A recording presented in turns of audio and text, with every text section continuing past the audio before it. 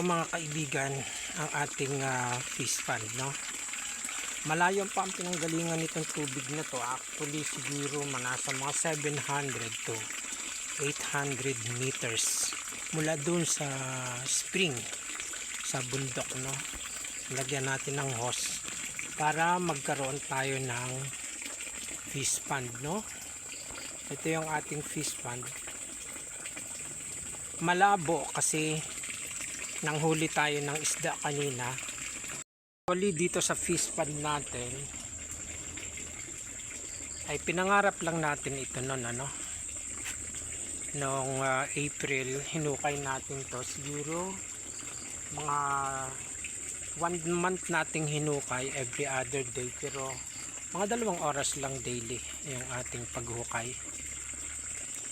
Siguro ang sukat nito is 2.5 meters by 1, 2, 3, 4, 5 8 meters. 2.5 by 8 meters yung luwang. So parang weekly kumukuha tayo dito ng pang-ulam. So hindi naman tayo nauubusan, no? Mga 3 piraso lang, ganun. 2 piraso, 3 piraso. Parang continuous na yung kanyang source ng ating pang-ulam. Hindi tayo nauubusan gawa ng tuloy-tuloy lang yung paglaki. Mayroong mga malalaki na, tapos mayroong sumunod. Tapos pangatlo, pang-apat. Yung pang-apat yung maliliit, nakita ko na naman kanina yung maliliit, no? So yun, kung mayroon kayong espasyo sa likod ng inyong bahay, na ganito rin kalaki, o mas malaki pa rito, mas maliit dito, at mayroon kayong source ng tubig, pwede kayong gumawa ng ganito para at least at the same time may libangan kayo, tapos mayroon na rin kayong source ng pagkain. Kung gusto niyo mag-ihaw ng tilapia, makakapag-ihaw kayo mga kaibigan, Noon, ang goal lang natin ay parang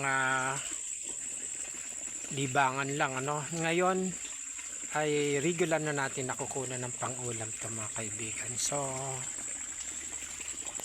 ayan, tingnan ulit natin ang ating tubig, malakas naman, pag tag-araw mahina na to, pero at least kahit papano hindi naman siya nawawala, tuloy-tuloy pa rin yung magdamag na naipon ng tubig. Malaking bagay rin para sa kanya.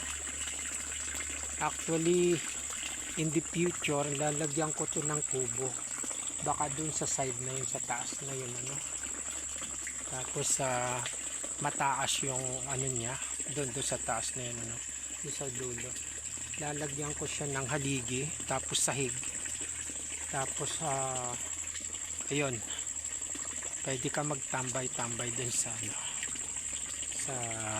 kubo na yun pag So like and share mga kaibigan, thank you so much,